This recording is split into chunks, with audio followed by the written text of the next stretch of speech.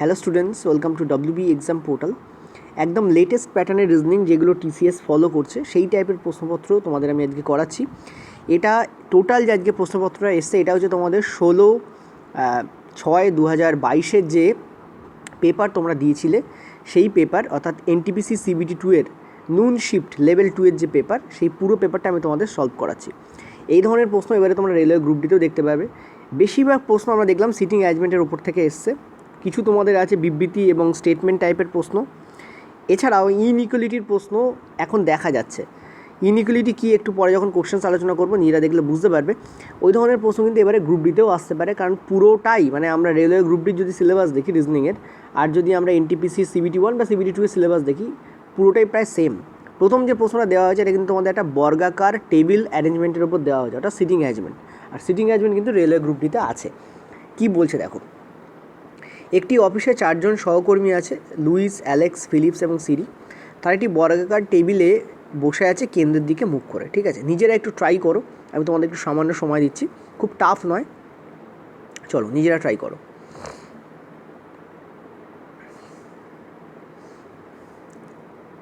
ওকে, বেশিক্ষণ সময় দেওয়ার কথা নয়, খুব ইজিলি এটা সলিউশন হয়ে যাবে, প্র্যাকটিস থাকতে হবে। ফার্স্ট ওয়ান বলছে কারেক্ট অপশান। তো একটা বর্গাকার টেবিল রয়েছে, তো আমি এঁকে নিচ্ছি এখানে একটা বর্গাকার টেবিল, এবং বলছে যে এরা টেবিলের দিকে মুখ করে বসে আছে। ঠিক আছে, প্রত্যেকটা কোণাতে একজন করে লোক বসে আছে, এখানে 4 জন আছে। লুইস বসছে কোথায়? অ্যালেক্সের ঠিক ডান দিকে। তো লুইস বসছে অ্যালেক্সের ঠিক ডান দিক, মানে ইমিডিয়েট রাইট। আমি এভাবে লিখে লিখে অভ্যস্ত, তোমরা যদি পারো অন্য কোনো প্যাটার্নে লিখতে পারো। Louis, L for Louis, tick মানে বসছে। অ্যালিস, এর ইংরাজি হচ্ছে, আমি এখানে মানে এর চিহ্নটা আমি দেখি অ্যাপোস্ট্রফি হিসাবে। ইমিডিয়েট রাইট মানে ঠিক ডান দিকে। ফিলিপ বসেছে, ফিলিপ সে বসেছে কোথায়? সিরির ঠিক বাম দিকে, ইমিডিয়েট লেফটে। এই দুটো আমাদের জাস্ট হিন্টস দেওয়া রয়েছে। তো আমরা যদি একে এখানে বসাই, সাপোজ ধরো আমরা অ্যালিসকে এখানে বসাই, এ ফর অ্যালিস, অ্যালিসকে আমরা এখানে বসাচ্ছি, তাহলে ওর ইমিডিয়েট রাইট কোনটা? ও যদি এদিকে তাকিয়ে থাকে, ওর ইমিডিয়েট রাইট কোনটা? এইটা ওর ইমিডিয়েট রাইট, তাই লুইস এখানে বসেছে। ঠিক আছে, আর তোমরা যদি এইখানে এসকে বসাও, অর্থাৎ সিরিকে বসাও, ঠিক আছে, সিরিকে যদি এখানে বসাও, তাহলে সিরির ইমিডিয়েট লেফট কোনটা? এইটা ইমিডিয়েট লেফট। ঠিক আছে, উপর দিকে যাবে ইমিডিয়েট লেফট। কে বসে আছে? ফিলিপ বসে আছে। তো এই অ্যারেঞ্জমেন্ট আমাদের কিন্তু কারেক্ট হচ্ছে। ঠিক আছে, দেখো পরিষ্কার কারেক্ট হয়ে যাচ্ছে এই অ্যারেঞ্জমেন্ট। তো বলছে যে নিম্নলিখিত কোন দুইজন একে অপরের কোণাকুণি বসে আছে। দেখো ফিলিপ এবং অ্যালেক্স, দেখো একে অপরের কোণাকুণি, এই ফিলিপ, এই হচ্ছে অ্যালেক্স, দেখো একে অপরের কোণাকুণি বসে আছে। তো this is the correct answer here. এবার তুমি বলবে স্যার আপনি এইখানে সিডিকে না দিয়ে যদি আপনি এই জায়গায় দেন, দেখো এই জায়গায় যদি আমি দিই তাহলে সিডির লেফট এদিকে পড়ছে, ইমিডিয়েট লেফট মানে কি ঠিক পাশে। তো এই জায়গায় তো অলরেডি একজন ব্যক্তি বসে আছে যে হচ্ছে লুইস, তাহলে এই জায়গায় আমি ফিলিপকে রাখবো কী করে? সেই জন্য এই অ্যারেঞ্জমেন্ট আমার ইনকারেক্ট হয়ে যেত। আমাকে সিডিকে এখানেই রাখতে হবে এবং ফিলিপকে আমাকে কী করতে হবে? এখানেই রাখতে হবে। অনেক ধরনের প্রশ্ন হতে পারে, এখানে এই প্রশ্নটা দিয়েছে, অ্যান্সার হবে তোমাদের ফিলিপ এবং অ্যালেক্স, কারণ এরা একে অপরের দেখতে পাচ্ছ কোণাকুণি বসে আছে। ওকে, চলো পরের প্রশ্ন। পরের প্রশ্ন কি বলছে দেখো, কোনো একটি সাংকেতিক ভাষায় ফাইন্ড মাই বুক এর সংকেত হলো 2 লি, মাই নিউ হাউসের সংকেত হলো এইটা, এবং এটা সংকেত হলো এইটা। তাহলে তোমাদের বলছে নিউ টুমোরো সংকেত কোনটা? ঠিক আছে, নিজেরা ট্রাই করো, একটু সময় দিচ্ছে।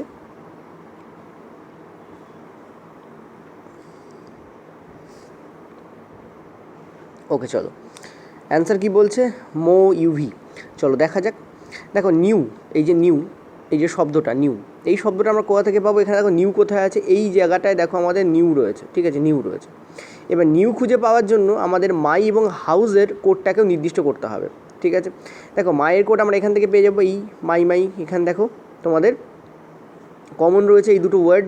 তো ফাইন্ড মাই বুক আর মাই নিউ হাউস, এই দুটোর মধ্যে কমন কোডটা আমরা দেখতে পাচ্ছি এখানে টিইউ কমন রয়েছে, তার মানে মায়ের যে কোড হবে সেটা আমাদের কী হবে? TU। ঠিক আছে, তো নিউ এর কোড আমাদের এখান থেকে বার করতে হবে, আর হাউসের কোড, ঠিক আছে, হাউসের কোড কী হবে? দেখো হাউস এখানে আছে, হাউস এখানে আছে, এই দুটোর মধ্যে ম্যাচ হবে। তো দেখো এখানে তোমাদের ম্যাচ কী হচ্ছে? তোমাদের এটা হাউস, এটা হাউস, এবি ম্যাচ করছে, এই যে এবি, এখানেও আছে এবি, তাহলে এবি হচ্ছে হাউসের কোড। এবি যদি হাউসের কোড হয় তাহলে ইউভি হচ্ছে নিউয়ের কোড। এখান থেকে আমরা নিউয়ের কোড কী পেয়ে গেলাম? ইউভি। ঠিক আছে, দেখো আমরা নিউয়ের কোড এখান থেকে কিন্তু বার করে ফেলেছি। নিউয়ের কোড কী হবে আমাদের? ইউভি। ঠিক আছে, আচ্ছা আর কি বলেছে? আর বলেছে টুমোরোর কোড। দেখো আমরা এখানে বুকের কোড কোথা থেকে বার করতে পারি? এই দুটো থেকে বুকের কোড বার করতে পারি। আর হাউসের কোড অলরেডি আমরা জেনে গেছি যে এবি, হাউসের কোড আমাদের এবিতে, এবি তো বেরিয়ে গেছে। ঠিক আছে, বুকের কোড বার করো। মিল কী আছে দেখো, এখানে বুক আছে, এখানে বুক আছে, তো ওয়ার্ডে মিল থাকবে, তাদের কোডে মিল থাকবে। দেখো এখানে এলআই আছে, এখানে এলআই আছে, তার মানে আমরা পেয়ে গেলাম কি? বুকের কোড হচ্ছে আমাদের এলআই।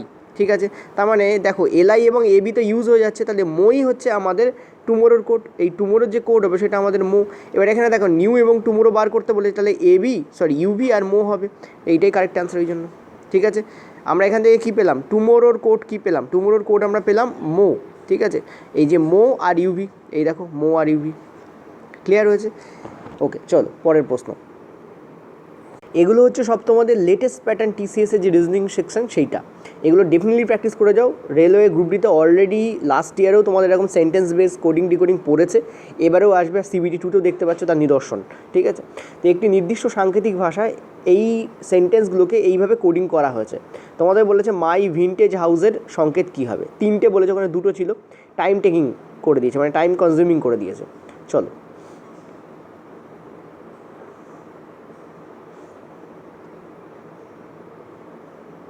একটু সময় দিচ্ছি, নিজেরা ট্রাই করতে পারো যার জন্য। ওকে, অ্যান্সার কী বলছে দেখো, সা মি না ওয়ে। ঠিক আছে, আমার তো পুষ্পার গানের কথা মনে পড়ে গেল সামি দেখে। দেখো ফাইন্ড মাই কার। ঠিক আছে, এখানে কী বার করতে বলেছে? মাই শব্দটার কোডিং এখানে বার করতে বলেছে। তাহলে এখানে আমাদের মাই আছে এই পয়েন্টে, আর কোথাও নেই। তার মানে ফাইন্ড এবং কারের কোড আমাদের বার করতে বলেছে। ঠিক আছে, মানে বার করতে হবে যদি আমরা মায়ের কোড বার করতে চাই। তো কারের কোড এই জায়গায় আছে দেখো, তো এই কার ম্যাচ করবে, মানে এদের কোডও ম্যাচ করবে। দেখো কো ম্যাচ আছে, তার মানে কারের কোড আমরা কী পেয়ে গেলাম? কো পেয়ে গেলাম কারের কোড। আমি তোমাদের বোঝানোর জন্য লিখছি, পরীক্ষার সময় আমি হলে আমি লিখতাম না, জাস্ট আমি মনে রাখতাম। একটু মনে রাখা শিখতে হয়। ঠিক আছে, ব্রেন যত ভালো রিসাইকেল করবে তত এগুলোকে তুমি খাতা পেন ছাড়াই সলভ করতে পারবে। ওই জন্য ব্রেনের রিসাইকেল পাওয়ার বাড়ানোর দরকার। এবার দেখো তোমাদের, তার মানে কার পেয়ে গেছি আমি। এবার ফাইন দরকার, ফাইন দেখো এখানে আছে আর এই জায়গায় আছে, তাহলে এদের কোডেও মিল থাকবে। এদের কোডেও মিল আছে, দেখো কেইচ, তাহলে কেইচ আর কো ইউজ হয়ে গেল, তাহলে এমআই হচ্ছে মায়ের কোড। তার মানে আমরা দেখতে পাবো আমাদের যে কোড থাকবে তাতে এমআই থাকতেই হবে। এই অপশানে তো এমআই নেই, কেটে ফেলো। এই দুটো অপশানে দেখো এমআই আছে, এটা আমাদের কেটে বেরিয়ে গেল। ঠিক আছে, তো এমআই অর্থাৎ আমরা কী পেয়ে গেলাম? যে মায়ের যে কোড পেলাম সেটা আমরা পেলাম এমআই। আশা করি বুঝতে পারলে। এবার আমাদের কী বার করতে বলছে? ভিনটেজ। দেখো এই জায়গায় আমরা কারের কোড পেয়ে গেছিলাম সিও। ঠিক আছে, ভিনটেজের কোড আমাদের বার করতে হবে। ভিনটেজ আমাদের বার করার জন্য আমরা যদি ব্ল্যাকের কোড বার করতে পারি, তাহলে ব্ল্যাক আর কারের কোড বাদ দিয়ে যেটা থাকবে সেটা আমাদের ভিনটেজের কোড। তাহলে ব্ল্যাকের কোড কোনটা? দেখো এই দুটোতে ব্ল্যাক ম্যাচ করছে, আমাদের কোডেও ম্যাচ করবে। দেখো নে ম্যাচ করে গেছে, তার মানে ব্ল্যাকের কোড হচ্ছে নে, তাহলে কো আর নে ম্যাচ করছে, তাহলে ভিনটেজের কোড যেটা বাকি থাকবে সেইটাই, অর্থাৎ ভিনটেজের কোড আমাদের কী হবে? তাহলে ভিই। ঠিক আছে, দেখো এইটাতে আমাদের এমআই ছিল কিন্তু ভিই আছে, নেই, তো এটা আমাদের কেটে গেল, অপশন আমাদের এটাই কারেক্ট হবে। আর আমাদের বাকিটা করার দরকারও নেই, এখান থেকে আমরা বের করে ফেলতে পারবো। ঠিক আছে, চলো পরের প্রশ্ন। সিটিং অ্যারেঞ্জমেন্ট বেসড প্রশ্ন, তবে আমরা জানি নর্মালি আমাদের হরিজেন্টাল সিটিং অ্যারেঞ্জমেন্ট থাকে। আমরা যখন কোনো ফ্লোরের ওপর বসে থাকি বা কোনো স্কুলের বেঞ্চে বসে থাকি, সেটা হরিজেন্টাল সিটিং অ্যারেঞ্জমেন্ট। এটা হচ্ছে ভার্টিক্যাল সিটিং অ্যারেঞ্জমেন্ট দিয়েছে। ঠিক আছে, 6জন বন্ধু আছে যারা একটি বিল্ডিংয়ের বিভিন্ন ফ্লোরে থাকে। কে কোন ফ্লোরে থাকে কিছু ইনফরমেশান দেওয়া রয়েছে। একটা প্রশ্ন করেছে যে ডেভিড তাহলে কোন ফ্লোরে থাকে। ঠিক আছে, চলো নিজেরা ট্রাই করো। রেলওয়ের যে সিলেবাস আছে তাতে সিটিং অ্যারেঞ্জমেন্ট কথাটা উল্লেখ আছে, কিন্তু পাজল শব্দটা উল্লেখ নেই। সিটিং অ্যারেঞ্জমেন্টের সঙ্গে এক্সট্রা কিছু ইনফরমেশান যোগ করে দিলে আর একটু জটিল করে দিলে সেটাকে আমরা পাজল বলি। ঠিক আছে, সিটিং অ্যারেঞ্জমেন্ট প্লাস অন্য কোনো ইনফরমেশান তাকে আমরা কী বলি? পাজল বলি। সুতরাং পাজল কিন্তু পড়তেই পারে। ঠিক আছে, আর এই টাইপটা এটা তো সিটিং অ্যারেঞ্জমেন্ট, এটা তো পড়তেই পারে। চলো বলছে ডেভিড তাহলে কোন ফ্লোরে থাকে। ট্রাই করো নিজেরা, ভিডিওটা পজ করে ট্রাই করতে পারো। অনেকে এই সমস্ত প্রশ্ন দেখলেই ভাবে না এইসব গ্রুপ ডিতে পড়বে না, তা কিন্তু নয়। লাস্ট ইয়ারও গ্রুপ ডিতে এই ধরনের প্রশ্ন পড়েছে। অ্যান্সার বলছে তোমাদের 5। চলো দেখে নেওয়া যাক। বলছে 6টা এখানে ফ্লোর আছে, লাস্ট যে ফ্লোর অর্থাৎ সর্বনিম্ন যে ফ্লোর তাকে 1 বলতে বলেছে, তার ঠিক আগেরটা 2, 3, 4, 5, 6 এইভাবে তোমাদের এখানে করতে বলেছে। দেখো 2 নম্বর লাইনে লেখা আছে। আর বলছে কোনো দুই বন্ধুই একই ফ্লোরে থাকে না, অর্থাৎ সাপোজ ধরো অমিত আমাদের 6 নম্বরে থাকলো, তাহলে বাকি কেউ 6 নম্বরে থাকবে না, অর্থাৎ একজন বন্ধু একটি ফ্লোরই থাকে। নেক্সট বলছে দেখো মুকুল থাকে 4 নম্বরে। আচ্ছা, তার আগে একটা পয়েন্ট আছে, রাজীব যে ফ্লোরে থাকে বিনয় ঠিক তার উপরে ফ্লোরে থাকে। বিনয় এখানে থাকে, রাজীব এখানে থাকে, এই হচ্ছে আমাদের কম্বিনেশন হবে। রাজীব যে ফ্লোরে থাকে বিনয় কী করবে, তার ঠিক ওপরে ফ্লোরে থাকে। তারপর বলছে মুকুল আমাদের 4 নম্বরে থাকে, তো মুকুল এখানে ফিক্সড হয়ে গেল। 4 নম্বরটা কিন্তু আমাদের ফিক্সড, মুকুল আমাদের থাকলো কোথায়, 4 নম্বরে থাকলো, ঠিক আছে, এটা ফিক্সড হয়ে গেল। এবার বলছে অমিত কোনো এক জোড় সংখ্যার ফ্লোরে থাকে। আচ্ছা, অমিত কিন্তু বিজোড় সংখ্যার ফ্লোরে থাকে না, অমিত থাকে জোড় সংখ্যার ফ্লোরে। আচ্ছা, অমিত তাহলে 6 নম্বরে থাকতে পারে, অমিত থাকতে পারে 2 নম্বরে, কারণ 4 নম্বরে অলরেডি মুকুল বসে গেছে, সো এখানে তো অমিত থাকবে না। চেতন আমাদের 1 নম্বর ফ্লোরে আসে, এটাও আমাদের ফিক্সড, চেতন আমাদের 1 নম্বর ফ্লোরে থাকলে এটা আমাদের ফিক্সড। এবার দেখো আমি কি করতে পারি, যদি আমি আরেকটা জিনিস বলেছে বিনয় আমাদের 6 নম্বর ফ্লোরে থাকে না, এইখানে আমাদের বিনয় থাকে না, যদি এই জায়গায় বিনয় না থাকে এই জায়গায় আমাদের আর বসবে না, ঠিক আছে। তাহলে আমরা একটাই কাজ করতে পারি, আমরা কি করতে পারি, বিনয়কে আমরা এখানে রাখলাম আর আরকে আমরা এখানে রাখলাম, তাহলে অমিত আমাদের 6 নম্বরে থেকে গেল, আর ডেভিড যে ছিল সে আমাদের 5 নম্বরে চলে গেলো। এই আমাদের অ্যারেঞ্জমেন্ট, এই জন্য বলেছে ডেভিড আমাদের 5 নম্বরে থাকে, ঠিক আছে। এত যে লিখলাম পরীক্ষার সময় না লিখেও সলভ করতে পারো, যদি তোমরা এনাফ তোমাদের ব্রেনের রিসাইকেল পাওয়ার থাকে তাহলে তোমরা ইজিলি এটাকে না লিখে without pen and paper solve করতে পারো। খুব একটা টাফ নয়, একদম ইজি প্রশ্ন, একটু টাইম কনজিউমিং তাদের জন্য যারা প্র্যাকটিস করে না। প্র্যাকটিস না করলে যে কোনো জিনিসই টাইম কনজিউমিং লাগবে রিজনিংয়ের মতো সাবজেক্টে, ঠিক আছে। পরের প্রশ্ন, 5টি ছেলে আনন্দ, বালু, চরণ, দীনেশ এবং টম এমনভাবে সিঁড়িতে বসে আছে, দেখো এটা একটা প্লেন অ্যান্ড ক্লিয়ার কাট একটা সিটিং অ্যারেঞ্জমেন্ট দিয়েছে, রেলওয়ে গ্রুপ ডিতে পড়া যায়, চলো করো।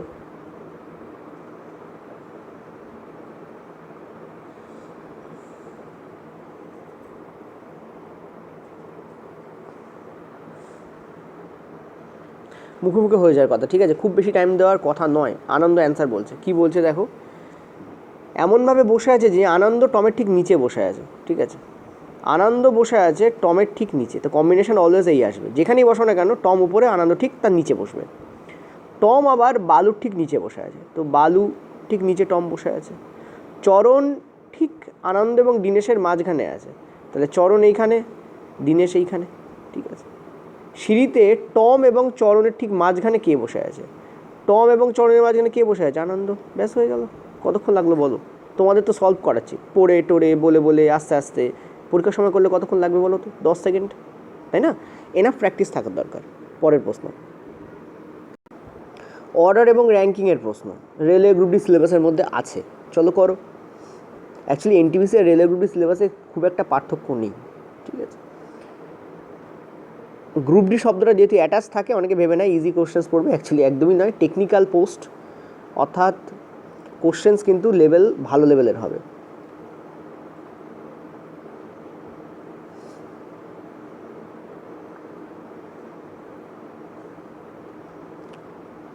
ঠিক আছে, 6টি মেয়ে আছে, হর্ষিতা, প্রিয়াঙ্কা, কুসুম, রাগিনী, সঙ্গীতা এবং টিয়ার। আচ্ছা, আমি আমার মেয়ে হলে নাম রাখবো টিয়ার, সুন্দর নাম না, টিয়া, যাই হোক চলো। প্রত্যেকের বয়স আলাদা, মাত্র 3টি মেয়ে হর্ষিতার থেকে বড়, মাত্র 4 জন মেয়ে সঙ্গীতার থেকে ছোট, প্রিয়াঙ্কা সঙ্গীতার থেকে ছোট, হর্ষিতার থেকে বড়, সবার মধ্যে টিয়া, আবার এখানে টিয়া বলেছে, আচ্ছা, সব থেকে ছোট, কুসুম সবার থেকে সবচেয়ে বড় নয়। আচ্ছা, তারপর প্রশ্ন দিয়েছে, চলো প্রশ্ন করাতে করাতে মজা করাতে ভালো লাগে। তো 6টি মেয়ে আছে, হর্ষিতা, প্রিয়াঙ্কা, কুসুম, রাগিনী, সঙ্গীত এবং টিয়ার, প্রত্যেকের বয়স আলাদা, মাত্র 3টি মেয়ে হর্ষিতার থেকে বড়, ঠিক আছে। আচ্ছা, 6 জন মেয়ে আছে, 1 2 3 4 5 and 6, ঠিক আছে। তো মাত্র 3টি মেয়ে হর্ষিতার থেকে বড়, এটার মানে কি, এটার মানে হচ্ছে 1 নম্বর 2 নম্বর 3 নম্বর এই তিনটেকে ছেড়ে এই পয়েন্টে আমার বসবে হর্ষিতা, ভালো করে বোঝো, এই তো আসছে আমার, তাহলে হর্ষিতা নির্ঘাত এখানে বসবে, কারণ এই 3টে মেয়ে হর্ষিতা থেকে বড় হবে, ঠিক আছে। এইরকম লেখার পরে কোথায় বসবে হর্ষিতা সেটাও তোমাদের ব্রেনে রিসাইকেল পাওয়ার থাকতে হবে বোঝানোর জন্য বা বুঝতে পারার জন্য, ঠিক আছে। এই জায়গায় আমাদের কে বসবে, হর্ষিতা। তারপর বলেছে মাত্র 4 জন মেয়ে সঙ্গীতার থেকে ছোট, তার মানে সঙ্গীতা এইখানে বসবে না, সরি ভুল হচ্ছে আমার, সঙ্গীতা এইখানে বসবে, কারণ কি 1, এই যে 1 2 3 4 এই 4 জন সঙ্গীতার থেকে কি হবে, ছোট হবে, তাই সঙ্গীতা এইখানে বসলো।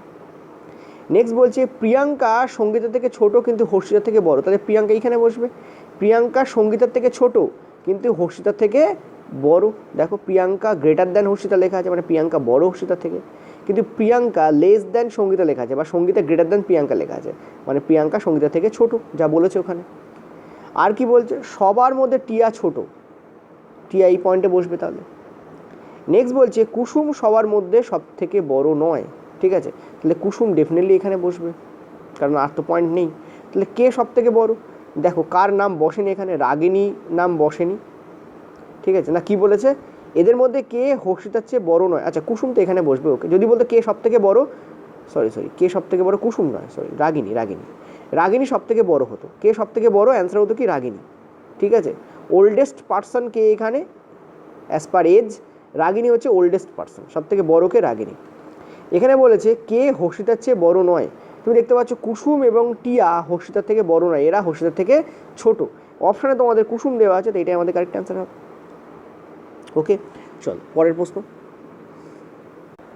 বিবৃতি এবং সিদ্ধান্তের প্রশ্ন, রেলওয়ে গ্রুপ ডির পেপার খুলে দেখো, হাজার হাজার লাখ লাখ পড়েছে হয়তো।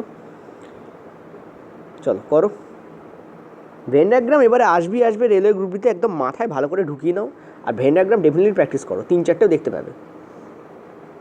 যতই প্র্যাকটিস করো না কেন একটা কনফিউশন থেকে যায়, ওই জন্য স্টুডেন্টরা ভুল করে। চলো কি বলছে, সকল পায়রা হলো ঘুঘু, সকল পায়রা হচ্ছে ঘুঘু, ঘুঘুকে কী বলবো, ঘ বলে লিখবো, চলো ঘ বলে লিখছি। সকল ঘুঘু হচ্ছে ময়না, সকল ঘুঘু হচ্ছে আমার ময়না, ম ফর ময়না। তো বলছে সকল ময়না হলো পায়রা, সকল ময়না হলো পায়রা না, দেখো ময়নার যেখানে ম লেখা আছে সেই পার্টটাই পায়রা সার্কেলের মধ্যে নেই, সো এটা আমাদের ইনকারেক্ট। নেক্সট বলছে সকল পায়রা হলো ময়না, এটা কিন্তু কারেক্ট, দেখো পায়রার পুরো সার্কেলটা পুরো ময়না সার্কেলের মধ্যে আছে, এটা আমাদের কারেক্ট। তো অ্যান্সার আমাদের কী হবে, 2 নম্বর। চলো পরের প্রশ্ন, ডাইরেকশন বেসড প্রশ্ন, নিজেরা করো, পড়ো বোঝো করো। 20 সেকেন্ড টাইম দেওয়া উচিত, নিজেরা ঘড়ি ধরে 20 সেকেন্ড টাইম নিয়ে করো এটাকে।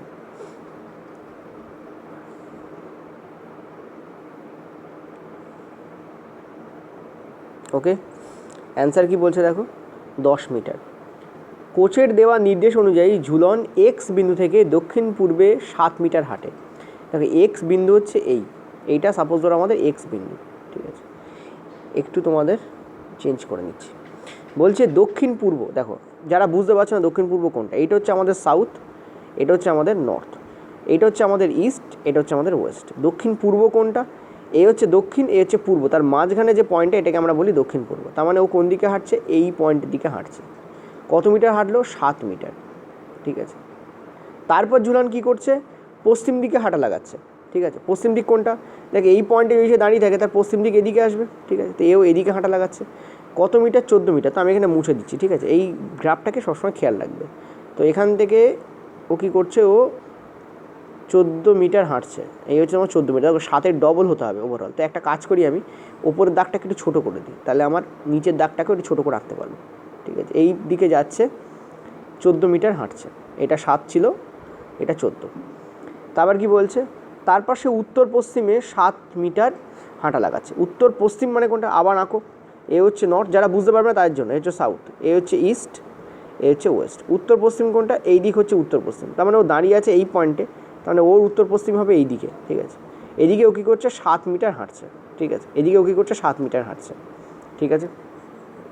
আচ্ছা, অবশেষে ঝুলন কী করছে, পূর্ব দিকে 4 মিটার হাঁটলো।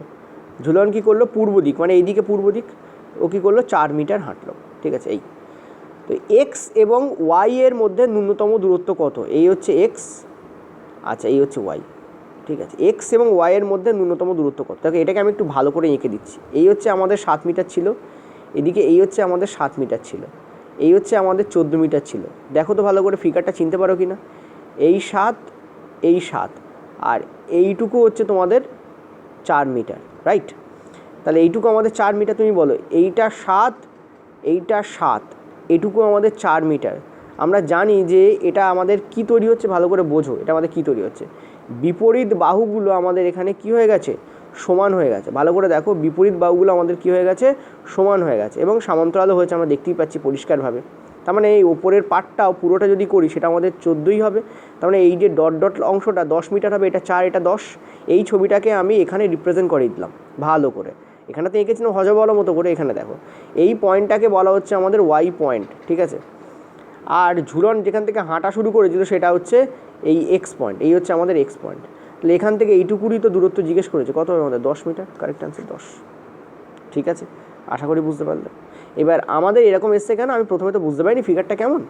ঠিক আছে, এই পয়েন্ট থেকে হাঁটা শুরু করে দেখো কী বলেছে আবার বোঝো। অনেকের এই ফিগারের সঙ্গে এই ফিগার ম্যাচ করছে না এমনটা হতে পারে, মনে হতে পারে। চলো তোমাদের একবার বুঝিয়ে দিই। ঝুলন বাবু, মানে ঝুলন একটি মেয়ে, সে কী করছে, সে এক্স বিন্দু থেকে দক্ষিণ পূর্বে হাঁটছে। দক্ষিণ পূর্বে হাঁটা মানে কি, এই যে এক্স বিন্দু এখান থেকে সে কী করছে, এই দিকে হাঁটছে। কোন দিকে হাঁটছে, এই দিকে, এই দিকে। ঠিক আছে, জাস্ট মিনিট। সে কী করছে, সে এই দিকে হাঁটছে, এই দিকে। ঠিক আছে, এই দিকে অর্থাৎ এই বরাবর হাঁটছে, এই বরাবর। এবার হেঁটে সে কী করলো, 7 মিটার হাঁটলো। তারপর সে কী করলো, তারপর সে এদিকে যাচ্ছে। কত মিটার গেল, সে 14 মিটার গেল, কারণ দক্ষিণ পূর্ব থেকে সে গেছে ওয়েস্টে, পশ্চিম দিকে গেছে। তারপর সে কী করলো, সে উত্তর পশ্চিমে হাঁটা আরম্ভ করলো, অর্থাৎ এই পয়েন্ট থেকে এইদিকে গেল, এইখানে এলো 7 মিটার গেল। তারপর সে এই পয়েন্টে গেছে 4 মিটার, এবং সে ওয়াই বিন্দুতে গিয়ে সে থেমে গেছে। তাহলে এটা তোমাদের ডেফিনেটলি সমানই হবে, ওপরের আর নিচের এটা কী হবে, সমান হবে। এই লাইনটা দৈর্ঘ্য সমান হবে। এটা 4 মিটার, তো এটা 10 মিটারই হবে, পুরোটা যদি 14 হয়। ঠিক আছে, চলো পরের প্রশ্ন। 6 জন বন্ধু A B C D E F একটি বেঞ্চের উত্তর দিকে মুখ করে বসে আছে। তো এই হচ্ছে আমাদের বেঞ্চ। আচ্ছা, তোমরা আগে নিজেরা ট্রাই করো, ঠিক আছে, আমি করে দেবো না। পরীক্ষার সামনে নিজেদেরকে প্র্যাকটিস করতে হবে। আর এর যে পিডিএফ আছে, ম্যাথ সলভ করানোর পরেই তোমরা এর ফুল পিডিএফ পেয়ে যাবে, চিন্তা করার কোনো কারণ নেই। একটু ওয়েট করে যাও, আমি বারবার বলে দিচ্ছি, যদি রিজনিং ভিডিও আলাদা করে দিই আমি, তাহলে রিজনিং ভিডিওতে পিডিএফ থাকবে না। চেষ্টা করছি রিজনিং এবং ম্যাথটাকে একসঙ্গে করে দেওয়ার। যদি রিজনিং আর ম্যাথ একসঙ্গে আসে তাহলে এই ভিডিওতে তোমরা পিডিএফ পেয়ে যাবে, নইলে ম্যাথ ভিডিও আলাদা করে আসার পরে ওই ম্যাথ ভিডিওতে তোমরা নিচে দেখবে এর পিডিএফটা টোটাল দেওয়া আছে, শুধু ম্যাথের নয় বা শুধু রিজনিংয়ের নয়, রিজনিং ম্যাথ মিলিয়ে টোটালটা দেওয়া আছে। ঠিক আছে, ওকে, চলো।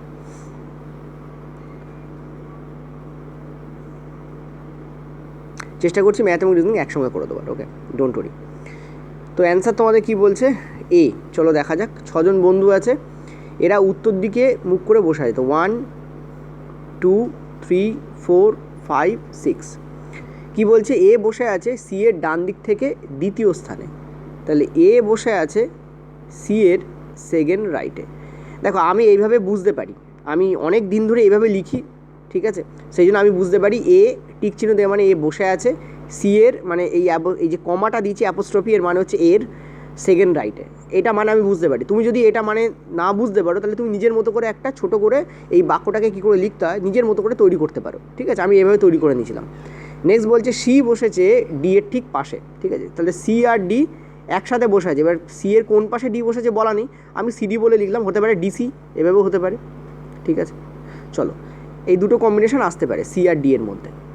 নেক্সট কী বলছে, ই বসেছে এর ঠিক বাম দিকে। ঠিক আছে, তাহলে ই বসে আছে এর ঠিক বাম দিক, ইংরাজি আমি জানি ইমিডিয়েট রাইট, ওই জন্য আমি, আচ্ছা ইমিডিয়েট রাইট নয়, ইমিডিয়েট লেফট, কারণ বাম দিক বলেছে, ইমিডিয়েট লেফট।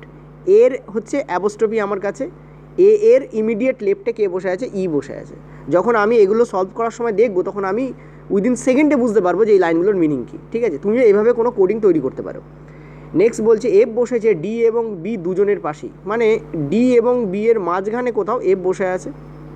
ঠিক আছে, তো কম্বিনেশানটা এরমও আসতে পারে বা কম্বিনেশানটা এরমও আসতে পারে, বি এফ ডি, কিন্তু এফকে দুজনের মাঝখানে বসতেই হবে। ঠিক আছে, কম্বিনেশানটা আইদার এটা অথবা এটা আসতে পারে, দুটোর মধ্যে যে কোনো একটা।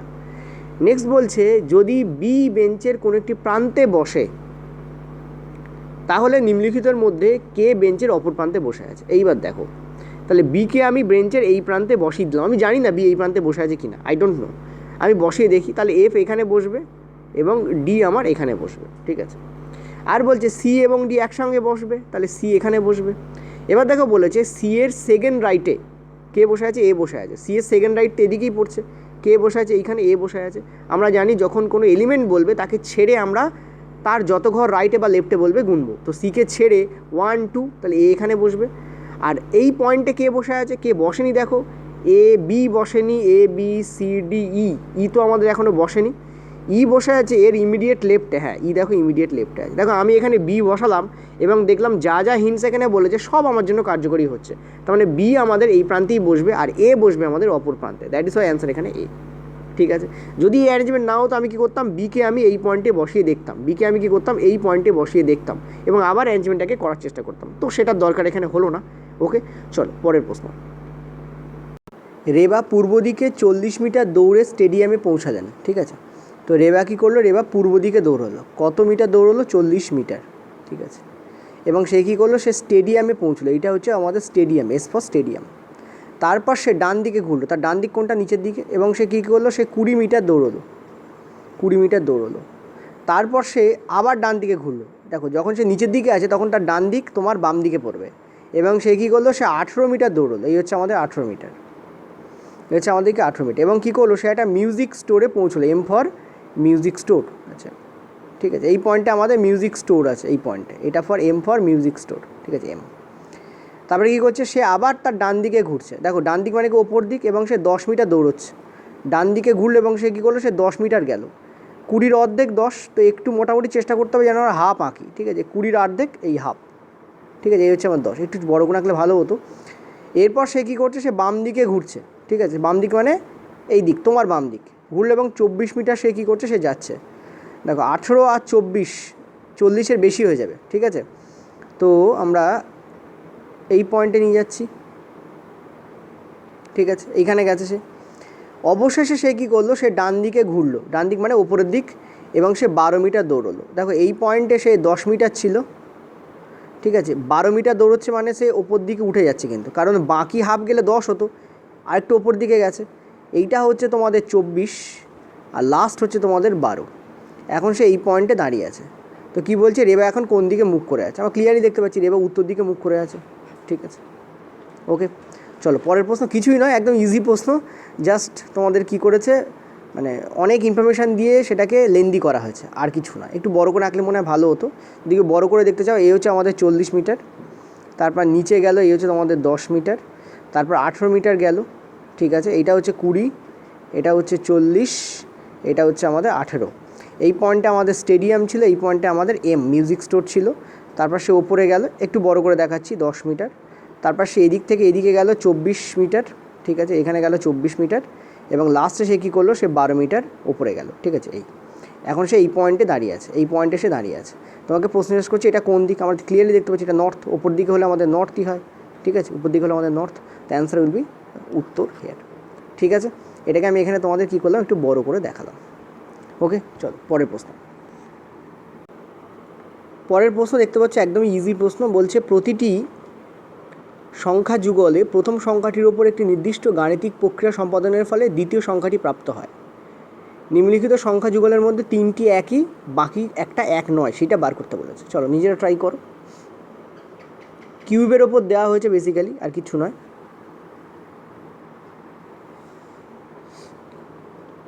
ওকে চলো দেখো, এইটা আমাদের দেখতে পাচ্ছি 7-এর কিউব, আর এইটা আমরা দেখতে পাচ্ছি 10-এর কিউব। কী করা হয়েছে, 7-এর সঙ্গে 3 যোগ করলে আমরা 10 পাই। সিমিলার হয়েছে কিনা দেখো, এটা আমরা দেখতে পাচ্ছি 5-এর কিউব, আর এই যে আমরা দেখতে পাচ্ছি 8-এর কিউব। কী করা হয়েছে, 5-এর সঙ্গে 3 যোগ করলে আমরা 8 পাই। সিমিলারলি এটা দেখো 6-এর কিউব, আর এটা দেখো তোমাদের 9-এর কিউব। 6-এর সঙ্গে 3 যোগ করলে তবেই আমরা 9 পাই। কিন্তু এটা দেখো, এটা আমাদের কি, এটা আমাদের 8-এর স্কোয়ার, বা তুমি যদি বলো 4-এর কিউব তাও হবে, 4 4 464। কিন্তু এইটা আমাদের দেখো 11-এর কিউব।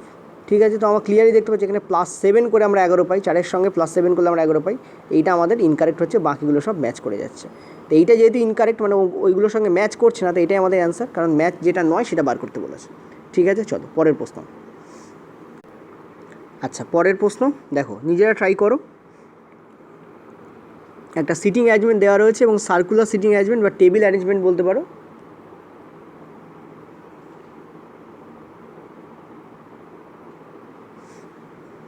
ওকে অ্যান্সার দেখে নাও, ডি বলছে কারেক্ট অ্যান্সার। কী বলছে, 6 জন লোক আছে একটি বৃত্তাকার টেবিলে কেন্দ্রের দিকে মুখ করে বসে আছে। তো 1 2 3 4 5 and 6। সি বসেছে ডি এর থেকে দ্বিতীয় স্থানে, তাহলে সি বসেছে ডি এর ডান দিকে দ্বিতীয় স্থানে, মানে সেকেন্ড রাইট। আগের বার বলেছিলাম এইভাবে আমি লিখি। এ এবং সি একসাথে বসে আছে, এই অ্যারেঞ্জমেন্টও হতে পারে, বা সি এ এই অ্যারেঞ্জমেন্টও হতে পারে। নেক্সট বলছে এফ এবং এর মাঝখানে দুজন আছে, ঠিক আছে। এবার বি বলেছে এফের ঠিক ডান দিকেতে, ইমিডিয়েট রাইট। আর এবার প্রশ্ন দিয়েছে ই এর বাম দিক থেকে তৃতীয় স্থানে কে বসে আছে। তো আমি সিটাকে প্রথমে এখানে রাখার চেষ্টা করি। সি বসেছে, ডি যদি এখানে বসে থাকে, সবাই কেন্দ্রের দিকে মুখ করে বসে আছে, তো ডি যদি কেন্দ্রের দিকে মুখ করে বসে থাকে তাহলে ডি এর সেকেন্ড রাইট পড়বে এইটা এবং সি এখানে বসবে। আর এ আর সি একসঙ্গে বসে আছে, ঠিক আছে। তো এ যদি এখানে বসে, ভালো করে বুঝবে, সাপোজ এ এখানে বসলো, এখানেও বসতে পারে, এই পয়েন্টে এ বসতে পারে, আমি একে এখানে বসেই দেখছি। এ যদি এখানে বসে, এসি এইভাবে বসছে, ঠিক আছে। তাহলে এফ থেকে দু ঘর 1 2 এখানে আমাদের কে বসবে, এফ বসবে, ঠিক আছে। আর বলছে বি আমাদের বসেছে কোথায়, বি আমাদের বসেছে এফের ইমিডিয়েট রাইটে। এফ এদিকে তাকিয়ে আছে, তাহলে ইমিডিয়েট রাইট কোনটা, এইটা। তো বি আমাদের এখানে বসবে, ঠিক আছে। এই আমাদের অ্যারেঞ্জমেন্ট হয়ে গেল। আর বাকি আছে কে, তাহলে এ বি সি ডি ই বাকি আছে, ই তাহলে এখানে বসবে। তোমাদের বলে যে ইয়ের বাম দিক থেকে তৃতীয় স্থানে কে বসে আছে, ইয়ের বাম দিক কোনটা, যদি আমরা কেন্দ্রের দিকে মুখ করে রাখি তাহলে ইয়ের বাম দিক হচ্ছে এই দিকে পড়বে। 1 2 3 ডি আছে, তো D will be the correct answer, ঠিক আছে। যদি আরেকবার আমি একটু চেক করে দেখি, অনেক সময় কী হয় ইনফরমেশান অন্যরকম থাকলেও অ্যান্সার একই চলে আসে। দেখো, কারণ এটা সার্কুলার সিটিং অ্যারেঞ্জমেন্ট। সি বসেছে ডি এর থেকে ডান দিক থেকে দ্বিতীয়, তো সি এইখানে আছে, ডি যদি এখানে বসে, ডান দিক থেকে দ্বিতীয় স্থানে সি বসেছে, ওকে। এ বসেছে সি এর ঠিক পাশে, এ সি এর ঠিক পাশে বসেছে। এফ এবং এর মাঝখানে মাত্র দুজন আছে, এফ 1 2 এ, ঠিক আছে। বি বসেছে এফের ঠিক ডান দিকে, এফ যদি এখানে বসে তার ডান দিকে এইটা বি বসেছে। তো বলেছে ইয়ের বাম দিক থেকে তৃতীয় স্থান 1 2 3 কে বসবে, ডি বসবে, ঠিক আছে। এবার দেখো ইয়ের ডান দিক থেকে তৃতীয় স্থানে কিন্তু ডি বসে আছে 1 2 3, ঠিক আছে। সো দুটো ক্ষেত্রেই আমরা ডিকেই পাবো অ্যান্সার হিসেবে। চলো পরের প্রশ্ন। আচ্ছা, পরের প্রশ্নে যাওয়ার আগে যদি একে আমি এখানে না বসিয়ে, যদি আমি একে আমি এই জায়গায় বসাতাম তাহলে কি প্রবলেম হতো। দেখো সি এখানে যেমন আছে তেমন বসেছে, আরটা অ্যারেঞ্জমেন্ট করছি, ডি এখানে আছে, আমি যদি একে এখানে বসাতাম তাহলে এফ কোথায় বসতো, একে যদি এখানে বসাতাম 1 2 এফ কিন্তু ডি এর জায়গাতে আসতো। ভালো করে খেয়াল করো, যদি সি সি এর জায়গাতেই আছে, যেমন আছে তেমনই আছে। আমরা আগেরবার একে এখানে বসিয়েছিলাম, আমরা তো এদিকে বসাতে পারতাম, যদি আমি একে এখানে বসাতাম, ঠিক আছে, তাহলে দুটো ঘর বাদ দিয়ে এফ বসবে, এই যে।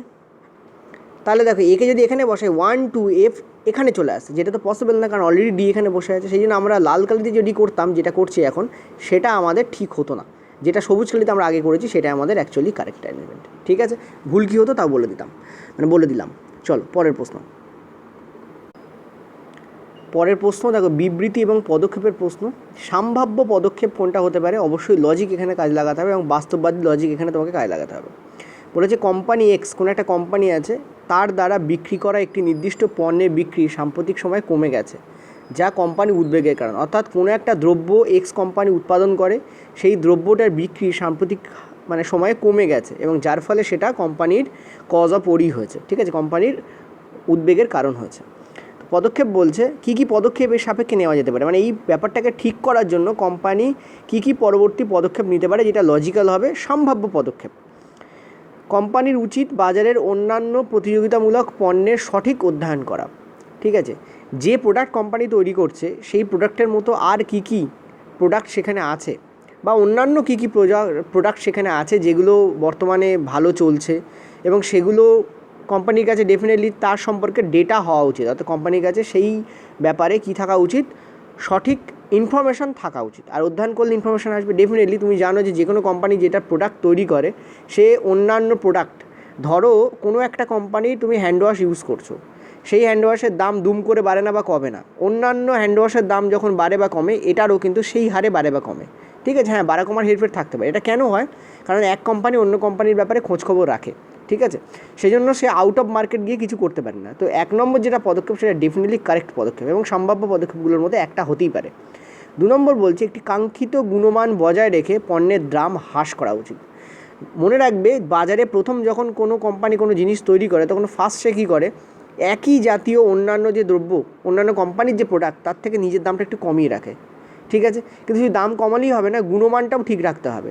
তো দ্বিতীয়টা একটা গুরুত্বপূর্ণ পদক্ষেপ।